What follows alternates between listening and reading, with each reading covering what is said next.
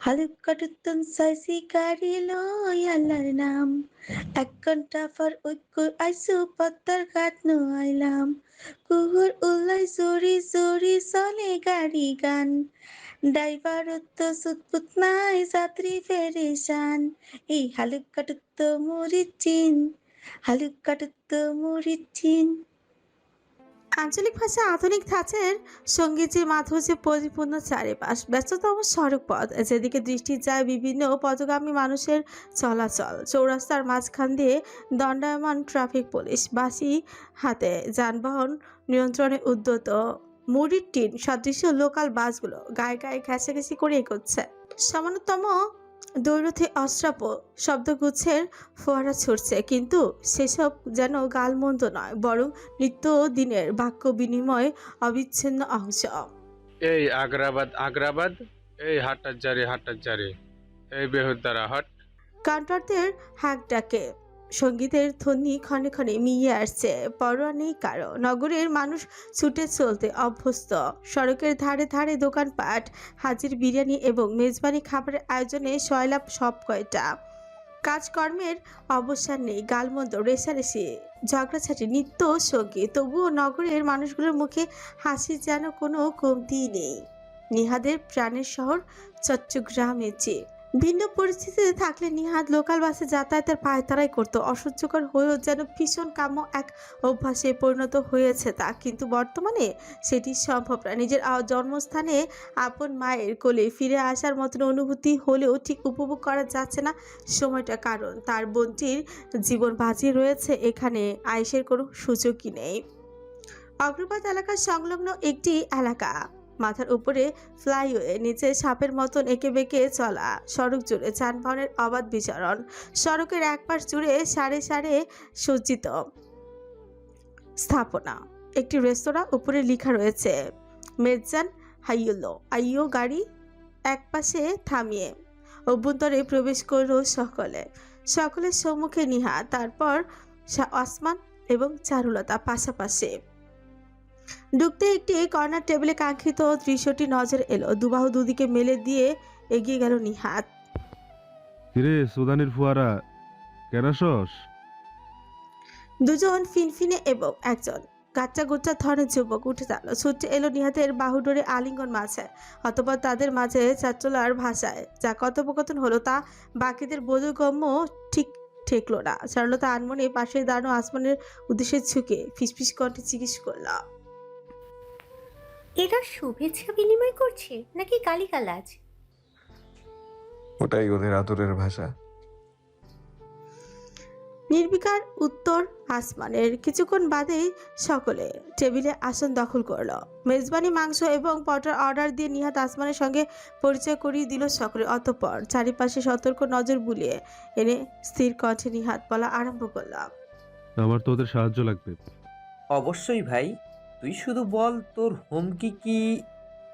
এক দফা আসমানের সঙ্গে দৃষ্টি বিনিময় করিল নিহাত ফিরল জানালো প্রত্যেকটা গ্যাংয়ের কাছে খবর পৌঁছে যাওয়া চাই যে কোনো মূল্যে আমাকে তথ্য এনে দিতে হবে বাজেটের কোনো চিন্তা করার দরকার নেই সব আমি সামলে নেব সবাইকে শুধু এটুকুই জানাবি এটা আমার অর্ডার টেবিলের উপর মুষ্টিবদ্ধ হলো দেবভক্তের হাত চেহারায় প্রকাশ পেল অসম্ভব তৃপ্ততা তার সদা ও উৎফুল্ল অবয়বের পরবর্তীতে এক হিংস্রতার ছিলিক লক্ষ্য করে থমকালো চারুলতা নিহাদের এহেন রূপ উপলব্ধি তার এই প্রথম কেবিক গ্রুপের পতনকালেও তাকে এতটা উদ্গ্রীব লক্ষ্য করা যায়নি রোজার অপহরণ সকলকে অভ্যন্তর থেকে সাংঘাতিক নাড়িয়ে দিয়েছে কারো মেয়ে কারো বোন কারো বান্ধবী এবং কারো আবার গোটা পৃথিবী এমনই এক স্থান দখল করেছে সে প্রত্যেকের অন্তরে তার জন্য এক পৃথিবী সমান মূল্য যেন কম হয়ে যাবে নিহাদের রাজত্বে তার নাকের ডগায় এক ভিনদেশী শক্তি হুকুম চালাবে আর নিহাদ সেটা নিশ্চুপ সহ্য করে যাবে তির্যক হাসলো নিহাত মাথা কাত করে বলল ওরা আমার প্রফুল্লতা দেখেছে এবার আমার তাণ্ডব লীলা দেখার পালা ওয়েটার খাবার নিয়ে চলে আসা অতিরিক্ত কথোপকথন সম্ভব হলো না আসমানকে নিহাত খানিকটা বেড়ে দিতেই তা দূরে ঠেলে দিল সে মাথা নাড়ল নিঃশব্দে পাশে বসা চারুলতা হাত রাখলো কাঁধে একটু খা ভাই, তুই বড্ড অনিয়ম করছিস, এভাবে কি বাঁচা যায়? পরিহাসের হাসি হাসলো আসমান। মাস্কের অন্তরালেই দেখা না গেলেও বুঝতে অসুবিধা হলো না নিহাত চারুর। ওর কোনো খবর আমার কাছে নেই। তোর মনে হয় খাবারের একটি দানাও আমার গলা দিয়ে নামবে? এইটুকুই। চেয়ার ছেলে উঠে পড়লো আসমান, হেঁচে বেরিয়ে গেল বাইরে। নিঃশব্দে চেয়ে থাকলো সকলে। অতঃপর দীর্ঘশ্বাস ফেলে নিহাদের উদ্দেশ্যে ফিরল চারুলতা। নীরব দৃষ্টি বিনিময়ের মাঝে ঘটল তাদের অগণিত বক্তব্য, অনুভূতির বিনিময়। প্লেটে খাবার সাজানো, কয়েকটা রুটি, ডিম পোচ, ফলের রস এবং ফলমূলের ফ্রুটস সালাদ। রোজা এক পলক ঠকিল। অন্তরে সুতীব্র অভিমান খাবারের প্রতি, কিন্তু উদরে দৃষ্টি পড়তেই সেই ক্রোধ দূরীভূত হলো। টেনে নিয়ে খানিকটা রুটি মুখে পড়ল, সঙ্গে ফলের রসের চুমুক দিল। আজ কতদিন পেরিয়েছে হিসেব নেই রোজার। হৃদয় তার হু হু করছে। কতটা দিন দেখে না সে তার চাঁদকে। বিয়ের পর এতটা লম্বা সময় জুড়ে কখনোই আসমানের কাছ থেকে আলাদা থাকেনি সে। অভিমান হয়েছে, দৌরত্ব প্রকাশ পেয়েছে, কিন্তু কখনোই দূরে সরে যাওয়া হয়নি। কিভাবে বসবাস করছে তার প্রিয়তম, সে তো চেনে আসমানকে। নিশ্চয়ই কেউ দানা পানি খাওয়াতে সক্ষম হচ্ছে না, কিন্তু রোজা খাচ্ছে বাধ্য হয়ে, নিজের অংশের কথা চিন্তা করে। কেমন অনুভব করছে তার অমানিসা, নিজেকে দোষারোপ করছে, অভিশপ্ত ভাবছে।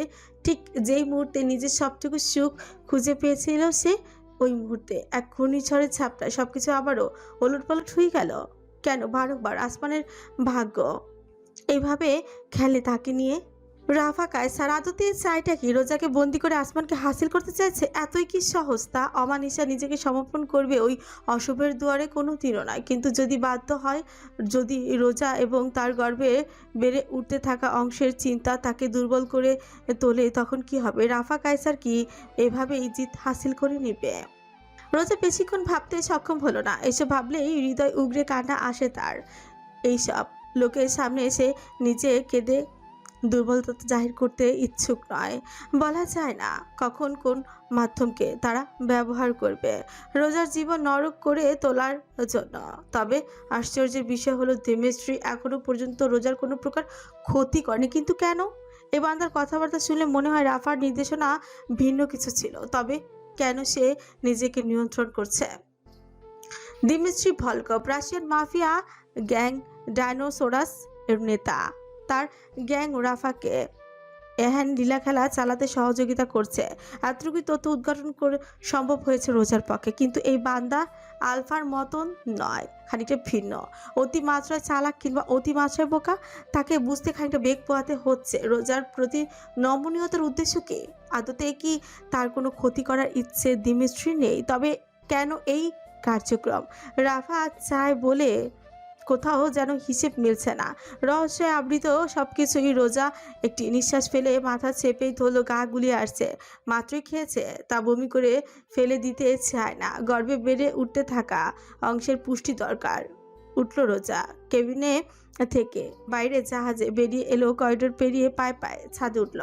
যথারীতি একটি চেয়ারে বসে দূর সমুদ্রের দৃশ্য পর্যবেক্ষণ করে যাচ্ছে দেমেশ্রী। আশেপাশে তার লোকজন সশস্ত্র অবস্থায় টহল দিচ্ছে। রোজা আসতেই এক নজর তীক্ষ্ণ নজরে তাকালো সকলে তার দিকে। অতঃপর উদাসীন ভঙ্গিতে তা ফিরিয়েও নিল। কোনো প্রতিক্রিয়া না করে রোজা এগুলো পায়ে পায়ে রেলিং ধরে ঝুঁকলো। তীব্র বায়ুর ঘূর্ণনের মাঝে মিশ্রিত সমুদ্রের নোনা আবহ, গগনে উদিত দিবাকর রশ্মি ছড়াচ্ছে উষ্ণ নিজের অস্তিত্বকে। প্রাকৃতিক আবেশে সিক্ত করলো রোজা। নিঃশব্দ উপস্থিতি। তারপর হঠাৎ দিমিত্রির কণ্ঠে ভেসে এলো, আজকে তুমি সত্যি খেয়েছো। এবার প্রমাণ হলো তোমার খাবারে যে বিষ মেশানো হয়নি। রোজা থমকালো, তারপর পেছনে ঘুরে তাকালো। বরাবর রাশিয়ানের ফ্যাকাশে দৃষ্টি লক্ষ্য করে কোনো প্রকার ভনিতা এড়িয়ে শুথল। আপনি কি চান মিস্টার ভলকভ? এক পদক্ষেপ এগোলো। আপনি নিশ্চয়ই এতটা দয়ালু নন যে শুধুমাত্র আমাকে বন্দি রেখেই ক্ষান্ত হবেন। তবে আপনার নির্ভরতা কোন উদ্দেশ্যে? কি পরিকল্পনা রয়েছে আপনার? দিমিত্রির মাঝে খুব বেশি পরিবর্তন লক্ষ্য করা গেল না। তার জোরালো দৃষ্টি রোজার মুখ থেকে বহিত হয়ে উদরে ঠেকলো। অতর্কিত এই নজর সরিয়ে নিল। আবার কণ্ঠ পরিষ্কার করে বলল, অতি চালাকির পরিণাম সবসময় সফলতা নাও হতে পারে। পুনরায় রোজার নয়নে দৃষ্টি ফেরালো সে। তির্যক হাসল। আমার পরিকল্পনা অবশ্যই, এবং তা শীঘ্রই অর্জন করতে চলেছি আমি। তোমাকে চিন্তা করে মস্তিষ্কের বুদ্ধি খরচ করতে হবে না। খাও, ঘুমাও, আয়েশ করো, কিন্তু এই জাহাজের গণ্ডি পেরানোর কথা চিন্তাও করো না। এতটুকু বলেই দিমিত্রি উঠতে গেল, কিন্তু একজন লোক এগিয়ে এলো করিডোর বেয়ে ছাদে উঠল। বস, একটি কাঠ বাড়িয়ে দিল সে দিমিত্রিকে। অতঃপর যেভাবে এসেছিল সেভাবে উধাও হয়ে গেল রাশিয়ান বান্দা। কাঠটি খুলতে খুলতে সামান্য কৌতূহল বোধ করে রোজা বিপরীত প্রান্তে চেয়ারটি দখল করে বসলো। একটি নিগুড়ো কালো বর্ণের কাঠ, অনেকটা ইনভিটেশনের মতন। খুলতে অভ্যন্তর থেকে আরেকটি কাঠ বেরিয়ে এলো। কালোর মাঝে ঝকঝকে সোনালি অক্ষরে খচিত, সঙ্গে একটি লিফলেট। কার্ডে নজর বুলিয়ে দিমিত্রি লিফলেটে থামল। The race of death, are you brave enough to gamble your life away. লিফলেটের বিজ্ঞাপনটি পড়ে দিমিত্রি চিবুকে তর্জনী চালালো। তির্যক এক হাসির উদ্রব ঘটল অধর জুড়ে। নয়ন মাঝে দেখা দিল উৎসাহী ছেলে। ইন্টারেস্টিং। রোজা হাত বাড়াতেই অবিশ্বাস্যভাবে দিমিত্রি তাকে দেখতে দিল। লিফটের শব্দ বলি পড়ে স্তব্ধ হয়ে গেল সেখানে। রেস প্রতিযোগিতা, 6টি ল্যাপ সম্পূর্ণ। এই রেসের প্রতি ল্যাপে অতিক্রমে যে প্রতিযোগী সর্বশেষ হবে তার পরিণতি মৃত্যু। জীবন নিয়ে জুয়া খেলা। দৃষ্টি তুলে বিপরীত প্রান্তে একদম চুপটি করে বসে থাকা রোজার উদ্দেশ্যে তাকিয়ে রাফা কায়সারের স্বামী Suthol. Should we Gambel princess? কোনো জবাব এলো না। স্থির চেয়ে রইল রোজা, দৃষ্টি তার আবদ্ধ লিফলেট জুড়ে। বাইক রেস, আন্ডারওয়ার্ল্ড জগতের অভিনব এক ধ্বংসের খেলা। আদতেই কি শুধুমাত্র তাই নাকি ভিন্ন কিছু? পতেঙ্গা সমুদ্র সৈকত, চট্টগ্রাম। আধারিতে আচ্ছন্ন চারিপাশ দিবাকর অস্তমিত হয়ে ক্ষীণ চন্দ্ররেখা ছেয়েছে আকাশকে। সমুদ্র মাঝে দোদুলমান একটি স্পিড বোটের উপর দণ্ডায়মান নিহাত, হাতে একটি দূরবীন। দৃষ্টি তার বহু দূরে, একদম পিপিলিকার ন্যায় দৃশ্যমান জাহাজটি জুড়ে। তার মনোযোগে নিবদ্ধ। সিটের উপর বসে বিস্তৃত গগনে চেয়ে আছে আসমান। হাবিব স্পিড বোটের চালকের পাশে বসে আছে, আশেপাশে নজর রাখছে। অবশেষে দূরবীন নামিয়ে নিল নিহাত। আজ কততম বার হলো? পঞ্চম নাকি সপ্তম? এই পর্যন্ত কতবার তারা পর্যবেক্ষণ করেছে গোটা অঞ্চলে একটি মাত্র দুর্লভ স্থানের আশায়। ঠিক স্মরণে এলো না। একটি দীর্ঘ নিঃশ্বাস নির্গত করে আসমানের দিকে ফিরল শিষ্য বলল, আসমান ভাই, কোনোভাবেই সম্ভব নয়। আমরা জাহাজের কাছাকাছি যাওয়া মাত্রই গুলি করবে। হেলিকপ্টার নিয়ে এগোনো আরও অসম্ভব। গোদাগুলির মাঝে ম্যাম পড়তে পারে। নিঃশব্দ আসমান। একটি বাক্য সে উচ্চারণ করছে না। অন্তরে তার কেমন অনুভূতি হচ্ছে নিজেও তার উত্তর জানে না। শুধু এইটুকু জানে রোজা তার নিকটেই রয়েছে, তবুও তাকে ছোঁয়া অসাধ্য। চাঁদ তার জ্যোৎস্নাকে সহস্র চাওয়া সত্ত্বেও ছুঁয়ে দিতে পারছে না। কে কবে শুনেছে এমন তাজ্জব কথা? আমাদের ভিন্ন পরিকল্পনা করতে হবে। যেভাবেই হোক ওই ভলকপকে টেনে শুকনো মাটিতে আনতে হবে। সমুদ্র মাছে তার সুবিধা অধিক। নিয়াদের বক্তব্য কর্ণগোচর হলেও প্রতিক্রিয়াহীন আসমান। হাবিব জিজ্ঞেস করল, কিভাবে? কোনো উপায় রয়েছে কি? ইচ্ছা শক্তি থাকলে উপায়ের অভাব হয় না। এতটাই বোকা নাকি ওই রাশিয়ান গ্যাং নেতা? হাবিবের কথা তির্যক হাসল নিহাত। দুহাতের আঙুল মোচকে ঘাড় এদিক ওদিক বাঁকিয়ে জানালো, বোকা হয়তো নয়, কিন্তু আসক্ত অস্তিত্বকে বশ করা অধিকতর সহজ। হাবিব ফ্যাল ফ্যাল করে তাকিয়ে থাকলো। নিহাদের কথা তার মাথায় ঢুকছে না। কিসে আসক্ত ওই বান্দা? প্রশ্নের উত্তরটি দিল নিহাত নয়ন মাঝে ছিলিক খেলিয়ে। গ্যামলিং। গাঢ় নৈশব্দ, তারপর অপ্রত্যাশিতভাবে আসমান সুথল। তুমি কিভাবে জানলে? সামান্য থতমত খেয়ে দৃষ্টি সরিয়ে শীষ পাচালো নিহাত। এই তথ্যটি অনির্বাণের কাছ থেকে আদায় করেছে সে। ত্রিমিশ্রী সম্পর্কিত অধিক তদন্ত ওই বান্দাই করেছে, কিন্তু তা আসমান জানলে আর রক্ষা থাকবে না। তাই উত্তর এড়িয়ে গিয়ে নিহাত ফিটফিট করলাম, আই হ্যাভ সোর্স। এনিওয়ে, সেটা বিষয় না। বিষয় হলো এই ভলকপকে লোভ দেখানো। তার জন্য একটা যথার্থ সুযোগ তো রয়েছেই। হাবিবের উপর মনোযোগ আপতিত হলো সকলের। আন্ডারওয়ার্ল্ড রেসিং টুর্নামেন্ট গ্যামলিংয়ের জন্য পারফেক্ট প্লেস। প্রতি বছর কোটি কোটি টাকার লেনদেন হয় এর মাধ্যমে। আমরা চাইলে এই বছরের প্রতিযোগিতাটাকে পুঁজি করতে পারি। মস্তিষ্কে দুর্বার ঘূর্ণিপাক ঘটালো সকলে। নিহাত অধরে তর্জনী চালালো, ফ্যান্টাস্টিক আইডিয়া, কিন্তু এত বিশাল বাজেট লাগবে। কমপক্ষে কয়েক কোটি টাকা। বিড়বিড় করতে করতে থমকে গেল নিহাত। পরক্ষণে অদ্ভুতরে হাসির প্রস্ফুটন ঘটিয়ে জানালো, ওহ, দরবেশ কাকু আছে কি করতে? মানে? মাই ডিপোজিট ইজ স্টিল ইনট্যাক্ট। অর্থ কোনো সমস্যা নয়। অবশেষে উঠে দাঁড়ালো আসমান। তার কৃষ্ণ গহ্বরে সংযুক্ত অদূরে, যেখানে খালি চোখে জাহাজটি নজরেও পড়ে না, তবুও চেয়ে আছে সে। উভয় হাত প্যান্টের পকেটে গুছি ফিরফির করল। প্রধান সমস্যা হলো পিপিলিকাগুলোকে ঘুরের প্রতি আকর্ষিত করা। মানে? নিহাতের দিকে ফিরল না আসমান। সে ওভাবেই চেয়ে আছে দিগন্ত মাঝে। এই রেস প্রতি বছর হয়, কিন্তু এখনো পর্যন্ত দিমিত্রি ভলকভ অংশ নেয়নি। নীলেশ এই তথ্য আমাদের হাতে থাকার কথা। এর অর্থ সে শুধুমাত্র উত্তেজনা পছন্দ করে না। তবে এখন? ভাবতে ভাবতেই প্রশ্ন করলো নিহাত। আসমানের বিশ্লেষণ সঠিক। ব্যাপারটা এভাবে চিন্তা করেনি সে। কয়েক মুহূর্ত নীরবতা অতর্কিত গগন মাঝে গ্রীষ্মের হঠাৎ ঝড়ের বজ্র হানা দিল। মৃদু গর্জনে ভারে প্রকম্পিত হলো চারিপাশ। মাথা হেলিয়ে পিছনে ফিরল আসমান। ওই গগনের সঙ্গে তাল মিলিয়ে তার বজ্র কণ্ঠ ঘোষণা করল, let's turn this tournament into a daily race. ওই মুহূর্তে রুদ্রচিত্ত প্রলয়ের উপর থেকে কেউ আপন দৃষ্টি ফিরিয়ে নিতে সক্ষম হলোই না। এক শক্তিশালী চাপটে রমণী মেঝেতে আশ্রয় পড়ল। বলিষ্ঠ দেহী পুরুষ তার পিঠ বরাবর ক্ষিপ্র গতিতে আরো কয়েকবার লাথি হাঁকালো। আর্তনাদে প্রকম্পিত হলো চারিপাশ। রমণী পুরুষটির দুপা আঁকড়ে ধরে করজোরে মিনতি জানালো, এমনটা করো না, দোহাই লাগে তোমার। আমার পেটে যে তোমার সন্তান, রেহাই দাও তাকে। সৃষ্টিকর্তার ভয় করো। মিনতির বিপরীতে আরো তীব্রতর হলো অত্যাচার। ক্লোজেটের দরজার আড়াল থেকে ফ্যাকাশে চোখের অধিকারী এক শিশু সবটাই প্রসারিত দৃষ্টিতে পর্যবেক্ষণ করেছিল। একটা বারের জন্য সে দৃষ্টি ফেরায়নি তার মা এবং গর্ভবতী অবস্থায় তাকে নির্যাতনরত পুরুষটির উপর থেকে। বস, দরফর করে নয়ন পল্লব মেলল তেমিস্ট্রি। মিটমিট করে চারিপাশে তাকালো। নিজের ল্যাম্বোরগিনির অভ্যন্তরেই রয়েছে সে। সিটে শরীর এলিয়ে দিতে খানিক চোখ লেগে এসেছিল বহুদিন বাদে শুকনো মাটিতে পদার্পণ করেছে কিনা। তার লোক বহুক্ষণ যাবৎ তাকে ডেকে চলেছে। মাথা ঝাঁকিয়ে নিজের চিন্তাধারা পরিষ্কার করলো তেমিস্ট্রি। আমরা প্রায় এসে পড়েছি বস। উত্তরে শুধু নীরব সম্মতি জানালো রাশিয়ান বাতা। দৃষ্টি তুলে এক পাশে তাকালো। তার ঠিক পাশের সিটটা দখল করে বসে আছে রোজা।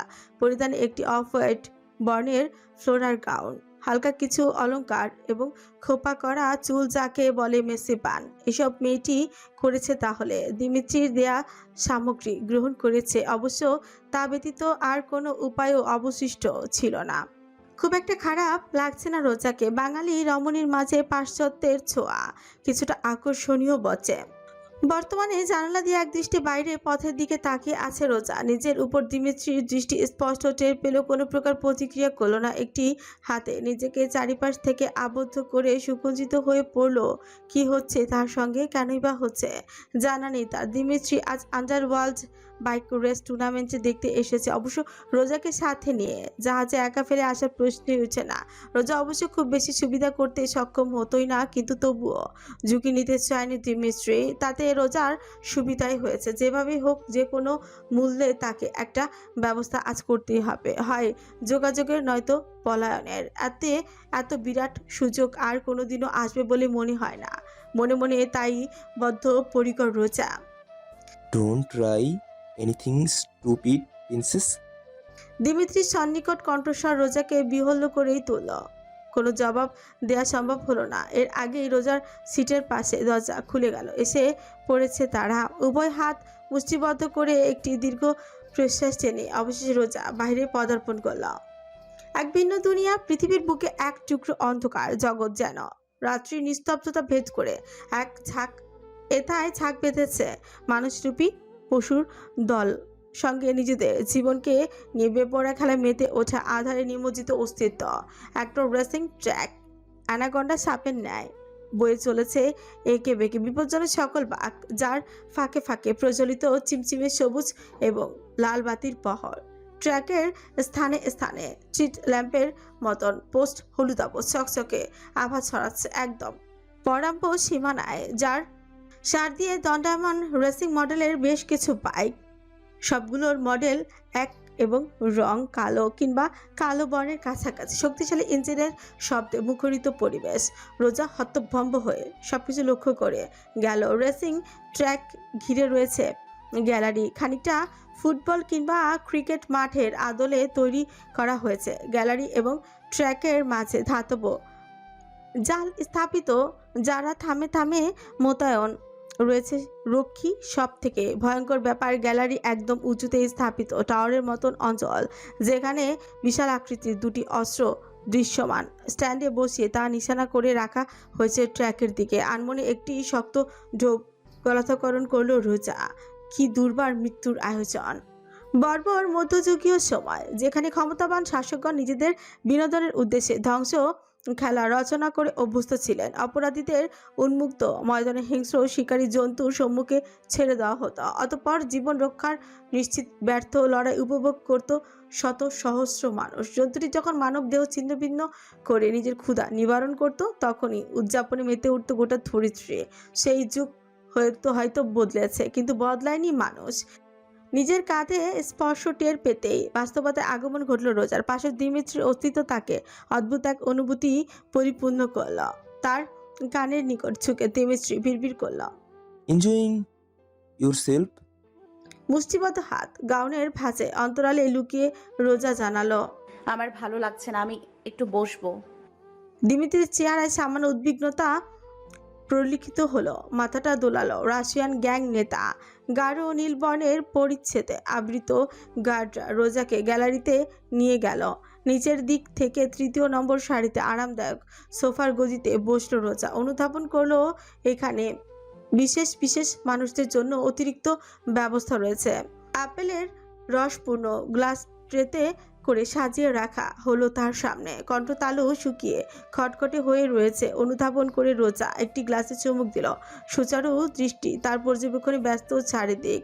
2টি প্রবেশ পথ, 3টি বাহিরের পথ, দুই পাশে 2টি চাওয়ার। গ্যালারি ঘিরে থাকা জন 50 গার্ড। সবটুকু তথ্য নিজের মস্তিষ্কে ধারণ করে নিতে থাকলো সে। বলা বাহুল্য, এরই মাঝে নিজের ওপর অদূর হতে আপত্তিত তীক্ষ্ণ দৃষ্টি তার অনুভূত হলো না। কন্ট্রোল রুম, চারিদিকে স্থাপিত 29টি মনিটরে সচারু দৃষ্টি স্থাপিত চারুলতার। সূক্ষ্ম থেকে সূক্ষ্মতর বস্তু তার অভিজ্ঞ নজর এড়াচ্ছে না। চোখে একটি বড়সড় গোলগাল ফ্রেমের চশমা, যা তার কপালের উপরাংশ পর্যন্ত ছেকেছে। পরিধানে রেড ওয়াইন বর্ণের শার্ট এবং আইভরি ফর্মাল প্যান্ট। 2 হাত গুজে রাখা পকেটে। মনিটরের সামনে 4জন বান্দা ব্যস্ত নিবিড় পর্যবেক্ষণে। মিনিট 4 বাদে চারুর আদেশে গমগম করে উঠল চারিদিক। Keep watching. সামান্যতম সন্দেহজনক কিছু নজরে আসলে আমাকে জানাবেন। Yes ma'am. দরজা ঠেলে বাইরে পা রাখতে বিপরীত প্রান্তে হেঁটে আসা একজন একটি ফাইল বাড়িয়ে ধরল। তা গ্রহণ করলো। খুলতেই সুদর্শনা টানা গভীর ভ্রুজোড়া উঁচু হলো বিস্ময়ে। এ পর্যন্ত কোন প্রতিযোগী বিজয়ী হবে সেই ভিত্তিক গ্যাম্বলিংয়ে মোট 297,70,70,000 টাকা হিসাব করা হয়েছে। চারুর উষ্ঠ জুড়ে সুবিষ্ট এক হাসুর রেখা প্রকাশ পেল। ফাইলটি ঠাস করে বন্ধ করে সে অস্ফুট স্বরে বলল, মানুষ আর কখনো মানুষ হবে না। ফাইলটি ফিরিয়ে দিয়ে করিডোর বেয়ে অগ্রসর হলো চারুলতা। সিঁড়ির ধাপ পেরিয়ে নিচতলায় পৌঁছে ডান দিকের বিস্তৃত স্থানে প্রবেশ করলো। শক্ত টাইলসের মেঝেতে তার পরিধানকৃত 5.5 ইঞ্চির উচ্চতার হিলজোড়া শ্রীয়মান অথচ প্রভাবশালী এক শব্দের প্রতিধ্বনি ঘটল। নিজের হাত ঘড়ির দিকে নজর গেল তার। ফোন বের করে পিতা বেলাল রেমানকে একটি মেসেজ করল কন্যা। ঢাকার পরিস্থিতি? উত্তর এলো মিনিট খানিকের মাঝেই। নিয়ন্ত্রণে 2 ঘন্টা সময়। গ্রেট। ওইদিকে সবকিছু ঠিকঠাক আসমান? আপাতত সবকিছুই পরিকল্পনা মাফিক চলছে, চিন্তার কিছু নেই, ভাইয়া আছে। আসমান ইজ ভেরি স্ট্রং। তারপরও বেবি ওর খেয়াল রেখো, কেমন? Of course dad. এইটুকুই। পকেটে ফোন পকেটস্থ করে সামনে দরজার উদ্দেশ্যে তাকালো চারুলতা। হাত বাড়িয়ে পাশের প্যাজে পিনকোড প্রবেশ করলো। দরজা খুলে প্রবেশ পথে উন্মুক্ত হতে ভেতরে ঢুকল। বেশ কয়েকটি টেবিল এবং সোফা। টেবিল জুড়ে রাখা হয়েছে 6টি হেলমেট, গ্লাভসের কয়েক জোড়া, আরও এবং আরো বেশি কিছু অনুষাঙ্গিক। 2জন ছেলে গ্লাভস ঠিকঠাক করতে ব্যস্ত, তৃতীয়জন একজোড়া জাম্বেল হাতে ব্যায়াম করছে, একজন জানালার ধারে দণ্ডায়মান হাতে মোবাইল ফোন অতি মনোযোগী দৃষ্টিতে কিছু পর্যবেক্ষণ করে চলেছে। সবার মাঝে একজন সোফায় বসে নিচু হয়ে নিজের বুটজোড়ার ফিতা শক্তভাবে বাঁধছে। তার আঙুলের কার্যক্রম লক্ষ্য করে মৃদু হাসলো চারু। এক হাঁটু মুড়ে বসে বিড়বিড় করল, জুতোর ফিতে বাঁধার এই স্টাইলের জন্য তোমার বিশ্ব আজীবন স্মরণে রাখবে। ছেলেটি মুখ তুলে তাকালো। চারুলতার সুদর্শন অবয়বের দৃষ্টিগোচর হতেই তার পাতলা অধরে বক্র হাসির উপস্থিতি ঘটল। তৎক্ষণাৎ নিজের হাত সরিয়ে সে জানালো, তুমি এই স্টাইলে ব্যাঘাত ঘটাতে চাইলে বিন্দুর মতো কোদানিত হব না, ট্রাস্ট মি। কিঞ্চিত মুহূর্ত ছেলেটির দৃষ্টিতে চেয়ে চারু নিচে তাকালো। নিঃশব্দে জুতোর ফিতা বেঁধে দিতে আরম্ভ করলো। স্পষ্ট অনুভূত হলো তার ছেলেটির নজর তার অবয়ব থেকে 1 সেকেন্ডের জন্য সরছে না। ভিকি, বিড়বিড় করতেই হাসলো ভিকি নামক ছেলেটা। নিজের ঘাড় অবধি নেমে যাওয়া মসৃণ কেসে আঙুল বুলিয়ে বলল, আমার কি দোষ? When you look this much pretty, ouch. তৎক্ষণাৎ নিজের হাঁটুতে জোর আঘাত অনুভব করে ভিকি হাঁটু চেপে ধরে কিলকিল করে হাসতে থাকলো। অপরদিকে চারুলতা উঠে দাঁড়িয়ে হাত ছেড়ে তীক্ষ্ণ দৃষ্টিতে উত্তর করল, বড় আপুদের সম্মান দিয়ে কথা বলতে বাচ্চা। চারুলতা উল্টো ঘুরতে ভিকি উঠে দাঁড়ালো। প্রতিবাদের সুরেই বলে উঠল, বসল, হেই, আমি 24, এখানে বাচ্চাকে। আর আমি তোমার দাদির বয়সী। ফিরে তাকে চারুলতা উত্তর করতে বিস্মৃত হেসে এগিয়ে এলো ভিকে। মাথা কাত করে তাকে আপাতমস্তক পর্যবেক্ষণ করে জানালো, I don't mind use gap, sweet heart. তির্যক হাসি প্রস্ফুটিত হলো সুদর্শনা উষ্ঠ ধরে। ধীর পায়ে অগ্রসর হলো ভিকের দিকে। আমার এক দুঃসম্পর্কের নানি রয়েছে, এই বছর 97-এ পড়লো, বিধবা মানুষ। তোর প্রস্তাব চালাবো? অতর্কিত পেছন থেকে ভেসে আসা অনুভূতিপূর্ণ ভারী কণ্ঠস্বরে চারুলতা মাঝপথেই থমকালো। পরে করে নিজের কাঁধে শক্তিশালী পুরুষালী হাতের স্পষ্ট চের পেল। মুহূর্তের মাঝে অনুভব করলো এক উষ্ণ অস্তিত্বকে। ঠিক তার পেছনে তার অবয়বে একদম মিশে গিয়েছে যেন। একটি হাত কাঁধে, অপর হাত কোমরে স্থাপিত হয়েছে। প্রয়োজনের অতিরিক্ত শক্তি প্রয়োগ করে ভিকি ফ্যালফ্যাল করে চেয়ে থাকলো কিছুক্ষণ, তারপর বিড়বিড় করল, নিহাত ভাই। মুচকি হাসি ফুটলো নিহাদের অধর পল্লব জোরে। নুয়ে চারুর কাঁধে চিবুক ছুঁয়ে প্রেয়সীর কপালে আলতো করে চুমুকে প্রশ্ন করল, বললি না তোর প্রস্তাব চালাবো কিনা? ভিকির চোয়াল ঝুলে পড়লো এমন অন্তরঙ্গ দৃশ্যে। তাতে অস্বস্তি বোধ করে চারুলতা নিজেকে ছাড়ানোর প্রচেষ্টা চালিয়ে মৃদু কণ্ঠে শুধল, এসব কি হচ্ছে নিহাত, আমাকে ছাড়ো। উত্তরে দ্বিগুণ উৎসাহে তাকে আঁকড়ে ধরল প্রিয়তম। টানা টানা নয়ন জোড়ার স্ফুলিঙ্গ খচিত দৃষ্টি তার প্রতিদ্বন্দ্বীর উদ্দেশ্যে নিবেদিত। ভিকি তাতে খানিক কেসে উঠে ঘাড় ডলতে ডলতে বলল, আমার সঙ্গে মজা করছো নিহাত ভাই? শব্দ করে হাসল নিহা। চারুলতার দীঘল চুলে মুখ চুপিয়ে জানালো, তুই কি আমার বেয়াই লাগিস যে তোর সঙ্গে মজা করব? একদম মজা করছি না রে পাগলা। As doesn't matter to you, right? ওটাতে ওটা তো কি শুধুমাত্র আমার সুদর্শনা হবু স্ত্রীর বেলায় খাটে, তাই না? সম্পূর্ণ স্থবির হয়ে পড়ল চারুলতা। বিকির বাকরুত দৃষ্টি তার উদ্দেশ্যে আপতিত বিস্তর হাসির উদ্গীরণ ঘটিয়ে নিহাত চারুর হাত ধরে হ্যাচকা টানে তাকে সরিয়ে আনলো। উৎফুল্ল কণ্ঠে প্রকাশ করল, তোমাকে আসমান ভাই এক্ষুনি ডাকছে, চলো চলো। কিন্তু প্রতিবাদের সুযোগ হলো না। নিহাত তাকে জোরপূর্বক টেনে নিয়ে গেল। পিনকোড প্রবেশ করিয়ে দরজা খুলে সোজা বাইরে চলে এলো। অপরদিকে অভ্যন্তরে দাঁড়িয়ে তখনও স্তব্ধ হয়ে তাদের চলে যাওয়ার দিকে পথে চেয়ে থাকলো ভিকে। কয়েক মুহূর্তের স্থবিরতা, ঠিক পর মুহূর্তে ফিক করে হেসে ফেললো ছেলেটি। নিজের চুলে আঙুল বুলিয়ে পুনরায় মনোযোগ দিল কাজে। হাতে দুটো গ্লাস নিয়ে খানিক লাস্যময় ভঙ্গিতে হেলে দুলে রোজা এগিয়ে যাচ্ছে বিপরীত প্রান্তের সোফার উদ্দেশ্যে। এক ককেশীয় ধাঁচের চেহারাধারী মধ্যবয়স্ক পুরুষ রাজকীয় ভঙ্গিতে হাঁটুর উপর হাঁটু তুলে বসে আছে। হিসাবি দৃষ্টি তার চেক বরাবর নিবদ্ধ। সোফার চারিদিক ঘিরে রয়েছে নিজস্ব গার্ডের বহর। রোজা অধরে বিস্তর হাসি ফোটালো, খানিক অভিজ্ঞ দৃষ্টিতে প্রস্ফুটন ঘটালো আবেগীয় ঝিলিকের। সোফার নিকট পৌঁছে খিলখিল করে হাসি তুলে আবেশপূর্ণ এক রমণী সুলভ কণ্ঠে ইংরেজি ভাষায় শুধল। বসতে পারি?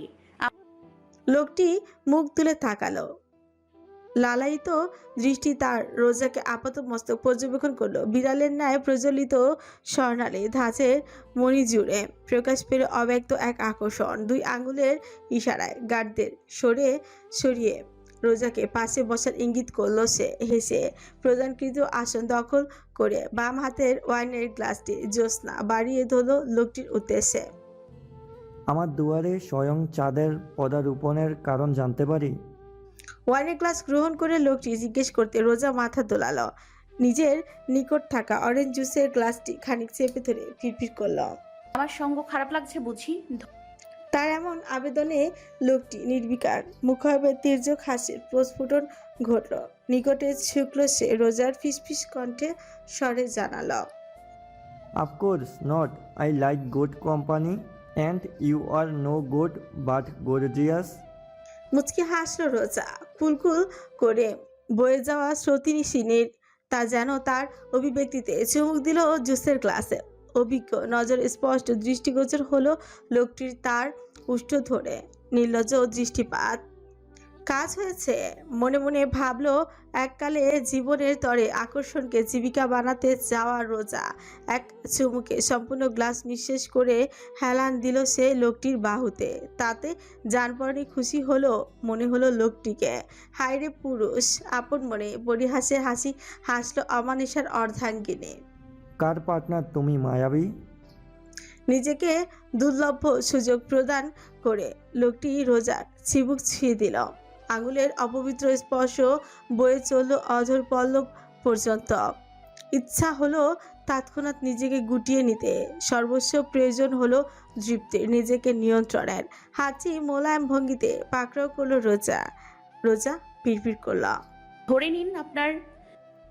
সন্তুষ্টি হাসি হাসল লোকটি, ঝুঁকলো আরো সন্নিকটে। উদ্দেশ্য রোজার গৃহাদেশ, কিন্তু বাসনা পূরণের পূর্বেই এক হাত বুকে ছেঁকিয়ে তাকে আটকে রোজা উৎফুল্ল এক ঝিলিক মাখা দৃষ্টিতে টেবিলের উপর রাখা ফোনের দিকে চেয়ে বলল, আপনার ওয়ালপেপারে তো দারুণ সুন্দর। অতর্কিত এমন বেফাস মন্তব্যে লোকটি টেবিল থেকে নিজের ফোন তুলে নিল। মেসেজ আসার কারণে স্ক্রিনে ভেসে উঠেছে ওয়ালপেপারে হিসাবে রয়েছে তার পালিত পুজল প্রজাতির কুকুরের ছবি। সেটি লক্ষ্য করে সে পড়ল। ভালো মত দেখতে চাও? নাকামে মিশ্রিত এক ভঙ্গিতে রোজা সম্মতি জানালো, যেন সে খুবই উৎসাহী। তাতে হেসে লক খুলে তার হাতে ফোনটা তুলে দিল লোকটি। সেটি গ্রহণের সময় মুহূর্তের জন্য নিজের হৃদস্পন্দন থমকে যেতে অনুভব করলো। অভিব্যক্তিতে সেই অনুভূতির প্রকাশ ঘটতেই দিল না রোজা। অবশেষে ফোনটি হাতে নিয়ে লোকটির পুজল কুকুর দেখার বাহানায় সে মোক্ষম সুযোগের অপেক্ষা করতে আরম্ভ করল। লোকটি ওয়াইনের গ্লাসে মনোযোগ দিয়েছে। তার গার্ডরাও খুব বেশি আগ্রহী নয় মনিবের একান্ত দৃশ্য অবলোকনে। অতি সন্তর্পণের চেহারায় প্রফুল্লতা ধরে রেখে রোজা দ্রুত মেল অপশনে গেল। উত্তেজনায় থরথর করে কম্পিত হলো তার আঙুল। যেই না নিজের মেল আইডি সে ওপেন করতে যাবে, অমনি একটা হ্যাচকা টানে। তবে অপ্রস্তুত হয়ে আসেনি রোজা। শক্তভাবে ধরে রেখে কোলের মাঝে লুকিয়ে অতি দ্রুত এলোমেলো আঙুল পুনরায় পুজলের ছবিতে ফিরল সে। দুর্বার স্পন্দন নিয়ে ফিরে তাকে আবিষ্কার করলো নীল রঙা পোশাক পরিহিত দিমিত্রির গার্ডদের। ফোনটি কেড়ে নেওয়ার চেষ্টায় রয়েছে সে। কি ব্যাপার, কি হচ্ছে এখানে? লোকটি ফুকুচকে তাকাতে রোজার হাত থেকে ফোনটা নিয়ে সেটি নিরীক্ষণ করে তার করে ছুঁড়ে দিল গার্ড। তারপর বলল, দুঃখিত স্যার, ম্যামের এখন যাওয়ার সময় হয়েছে। তীক্ষ্ণ এক দৃষ্টি ব্যতীত ভিন্ন কিছু প্রয়োজন হলো না রোজাকে সাবধান করতে। তড়াক করে উঠে দাঁড়িয়ে হন করে অগ্রসর হলো রোজা। অনুসরণ করলো তাকে গার্ডরা। অপরদিকে লোকটি হতবিহ্বল হয়ে বসে রইল নিজ আসনে। এইমাত্র কি হয়ে গেল বুঝে উঠতে বেগ পেতে হচ্ছে তাকে। গ্যালারি পেরিয়ে নিজের আসনের দিকে ফিরে আসতে আসতে রোজা হঠাৎ থমকে পড়ল। সঙ্গে তাকে পাহারারত গার্ডরাও হিংস্র ভঙ্গিতে ফিরে তাকালো রোজা। তার দৃষ্টি ক্রোধান্বিত লক্ষ্য করে সকলে এক মুহূর্তের জন্য দ্বিধান্বিত হতে বাধ্যই হলো, কিন্তু তাদের বিহ্বল করে রোজা খিকিয়ে উঠল। বাথরুমে যাব। গার্ডরা ভাবাচাকা খেয়ে একে অপরের মাঝে দৃষ্টি বিনিময় করলো। দলের নেতা মাথা হেলিয়ে এক অবদ্ধ ইশারা করতে একজন এগিয়ে হাত তুলে আহ্বান করল, এদিকে আসুন। অনুসরণ করলো তাকে রোজা। দুপাশে শক্তভাবে মুষ্টিবদ্ধ করে রাখলো হাত জোড়া। গ্যালারির অতিক্রম করে স্থাপনায় প্রবেশ করলো সে এবং তাকে ঘিরে থাকা চারজনের দল চেয়ে কয়েকটি করিডোর পেরিয়ে গার্ড সামনে দেখিয়ে জানালো, লেডিস ওয়াশরুম এইদিকে। ধন্যবাদের বালায় এড়িয়ে রোজা তখনই এগোলো। তাকে সকালে অনুসরণ করতেই তেলে বেগুনে জ্বলে উঠে নিজের উচ্চ কণ্ঠের প্রতিধ্বনি তুলে হুঙ্কার ছুড়ল, খবরদার বলছি, আমাকে বাথরুম পর্যন্ত অনুসরণ করলে এই 2 ইঞ্চির হিল দিয়ে পিটিয়ে এক একটাকে মাওয়া ঘাটের ইলিশের লেজ ভর্তা বানিয়ে ছাড়বো। বমি করতে যাচ্ছি, একেবারে গায়ের উপর করে দিব, মনে থাকে যেন। দ্রুত পা ফেলে মুহূর্তেই করিডোরের ও প্রান্তে আড়াল হয়ে গেল রোজা। চারজন গার্ড বিদ্যুৎ স্পৃষ্ট হয়ে এমন ভঙ্গিতে দাড়ি ফ্যালফ্যাল করে চেয়ে থাকলো তার চলে যাওয়ার পথের দিকে।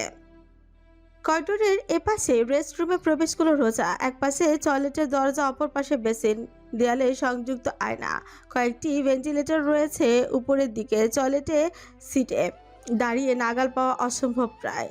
একটি দীর্ঘ শ্বাস নির্গত হলো রোজার বক্ষ হতে। উবু হয়ে বসে পড়ল সে। মেঝেতে ছড়িয়ে পড়ল পরিধানের গাউন, পরোয়া করল না কোনো প্রকার। দুবাহু তার জড়িয়ে গেল উদর জোরে। কয়েক মুহূর্ত নীরবতা, তারপরই নয়ন উপচে বইতে থাকলো অশ্রুধারা। সিক্ত হলো কপল, অদর কাঁপলো তিরতির করে। মাথা নত করে হাঁটুতে মুখ গুজলো রোজা। প্রবল চেষ্টা চালালো কান্নার দমককে রোখার। আসমান ভগ্ন কণ্ঠস্বরে অবদ্ধ আর্তনাদ। আজ কতদিন, কতটা সময় একটি বারের জন্য নিজের চাঁদের অনুভবটুকু লাভ করার ভাগ্য হয়নি জ্যোৎস্নার। ভেঙে আসতে চাইছে সমস্ত অস্তিত্ব তার। গুড়িয়ে গিয়েছে সিক্ত, চারিপাশে শুধু আধার, যে আধারের কোনো সমাপ্তি নেই। কতক্ষণ সময় ওভাবে বসেছিল রোজা, টের পেল না। অবশেষে একটা সময় হাতের উঁচু পিঠে অশ্রু মুছে নিতে নিতে উঠে দাঁড়ালো সে। দ্রুত নজর বোলালো প্রত্যেক কোণায়, একটি মাত্র সুযোগের আশায়। কিন্তু নেই, কিচ্ছু নেই। জলাকৃতির ধাতব পাতে আবদ্ধ, ভেন্টিলেটর বেয়ে বেরোনো অসম্ভব। তাছাড়া বিরাট ঝুঁকির হয়ে যাবে উচ্চতার সঙ্গে পাঙ্গা নেওয়ার ব্যাপারটা। সে একা নয়, সে তার গর্ভে ভালোবাসার চিহ্ন বহন করছে। এই অংশের নিরাপত্তা অতীব জরুরি। হতাশায় নিজের চিবুক ঘষল রোজা। হারার আগে হার মেনে নেয়া কোনোদিনও শেখেনি সে। লড়াই করে যাবে অন্তিম লগ্ন পর্যন্ত, তাতে জিত আসুক কিংবা না আসুক, তবুও সে তৃপ্তি পাবে এই ভেবে যে চেষ্টার কোনো কমতি ছিল না। মস্তিষ্কের নতুন পরিকল্পনায় ফাঁদ বুনতে বুনতে বেসিনের নিকট এলো। আয়নায় নিজের অবয়ব লক্ষ্য করলো। অশ্রুপাতের কারণে চেহারার কিছুটা মলিনতা ছেয়েছে, কিন্তু অভিজাত পোশাক এবং অপ্রতিরোধ্য চাহনি তার অস্তিত্বকে আত্মবিশ্বাসী করেছে। অমানিসার দীপ্তি তুই, চাঁদের জ্যোৎস্না। পরাজয় তোর অভিধানে এমন শব্দের কোনো স্থান নেই। দীর্ঘ প্রশ্বাস গ্রহণ করলো রোজা। বুঝলো নন, অতঃপর পুনরায় খুললো তা। ঝুঁকে বেসিনের কল করে মুখে পানি ঝাপটা দিল, যেন ধুয়ে মুছে সাফ করলো সকল গ্লানি এবং দুর্বলতা। হাত বাড়িয়ে পাশের বক্স থেকে টিস্যু গ্রহণ করলো। মুখে আলতো আছে চেপে ধরে পানিটুকু শুষে নিতেই থাকলো। ক্লিক। দরজা খোলার মৃদু আওয়াজে ছট করে ফিরে তাকালো রোজা। রেস্টরুমের প্রবেশ পথে তৎক্ষণাৎ আবিষ্কৃত হলো এক বলিষ্ঠ পুরুষালী অস্তিত্ব। সম্পূর্ণ অবয়ব তার, কালো হুডি এবং গ্যাবার্ডিংয়ে আবৃত, পায়ে বিশাল আকৃতির ক্যাটস তার পিছন দিক প্রদর্শিত হচ্ছে। সহসাই ঘাবড়ে গেল রোজা। বেসিনের প্রান্ত আঁকড়ে ধরল, সাবধান পানি ভঙ্গিতে বলেই বসল, এক্সকিউজ মি মিস্টার, এটা লেডিস ওয়াশরুম। নীরবতা ক্রমশ হৃদস্পন্দন বৃদ্ধি পেল রোজার। মুষ্টিবদ্ধ হাতের মাঝে আঁকড়ে ধরল টিস্যু। আশেপাশে চাইল কোনো প্রকার ব্যবহারযোগ্য বস্তুর আশায় কিছু না পেয়ে আয়নার দিকেই তাকালো। ঠিক কতটা জোরে আঘাত করে হানলে এই আয়নাটা ভাঙা সম্ভব হবে? টুকরোগুলো অস্ত্র হিসেবে দারুণ হবে। কোনোই তুলো রোজা, কিন্তু প্রস্তুত সে প্রতিক্রিয়ায়। জানি। একটি মাত্র শব্দ বজ্রকণ্ঠ উপলব্ধিতে যথেষ্ট তুলনা অধিক। সম্পূর্ণ স্থবির হয়ে পড়ল রোজা এক অনুভবের শিহরণে। কাঁপলো তার সর্বাঙ্গ। অতি ধীরে ধীরে পেছনে ফিরে দাঁড়ালো মানবটি। হুডির টুপি সরালো, এক টানে খুলল মুখের মাস্কটি। চলচলে প্রগাঢ় কিছু গহ্বরে চাইলেও সম্মুখে শুভ্রতার অস্তিত্ব অবলোকন করে রোজা অদর জোড়া ফাঁক হলো খিচির। সেই ফাঁক গলে ধ্বনিত হলো আসমান। ছেড়ে আসতে চাইল শরীর, কিন্তু নিজেকে জোরপূর্বক দণ্ডায়মান রাখলো রোজা। আজ তার ভাগ্য আকাশে পূর্ণিমার চাঁদ উদিত হয়েছে। এমন মনোমুগ্ধকর দৃশ্য অবলোকন না করলে যেন তার আজীবন বৃথা। জ্যোৎস্না, কম্পিত কণ্ঠস্বরে সম্বোধনে রোজার হৃদয় এক সমুদ্র সম প্রশান্তি অনুভূত হলো, যার আবেগীয় অনুভব কোনো ভাষায় প্রকাশ করা অসম্ভব।